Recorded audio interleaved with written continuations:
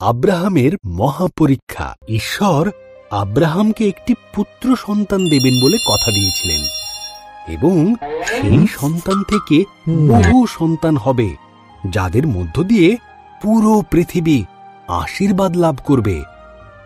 কিন্তু আব্রাহাম আর তার স্ত্রী সারার সন্তান জন্ম দেবার জন্য অনেক বয়স হয়ে গিয়েছিল। 20 বছর কেটে গেল। আব্রাহাম এখনো ঈশ্বরের প্রতি স্থির বিশ্বাস রেখে চলেছে। তার যখন 100 বছর আর সারার 90 বছর বয়স, ঈশ্বর তাঁর দেওয়া কথা তাদের মনে করালেন। সারা সন্তান সম্ভবা হল।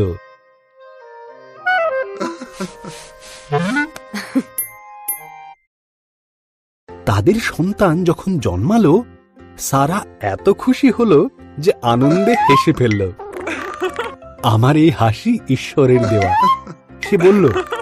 সুতরাং তারা তাদের সন্তানের নাম দিল ইসহাক, যার মানে সে হাসে।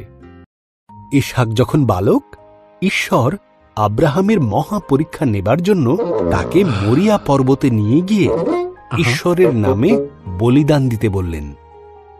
আব্রাহাম বিভ্রান্ত হল, কিন্তু তবুও সে ঈশ্বরে বিশ্বাস রাখল।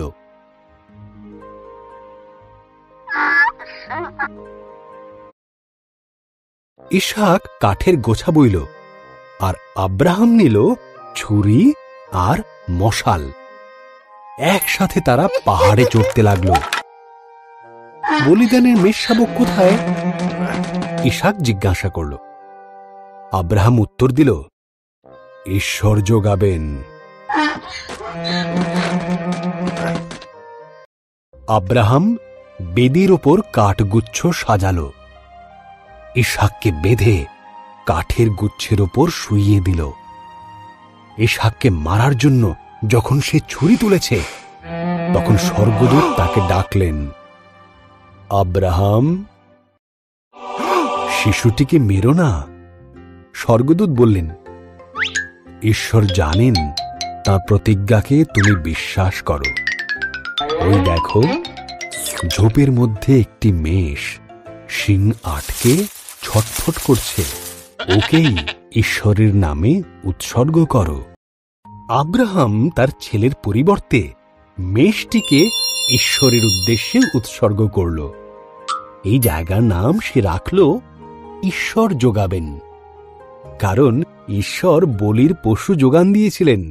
ঠিক যেমন ঈশ্বর বলেছিলেন, তাঁর দেওয়া কথা তিনি রাখলেন।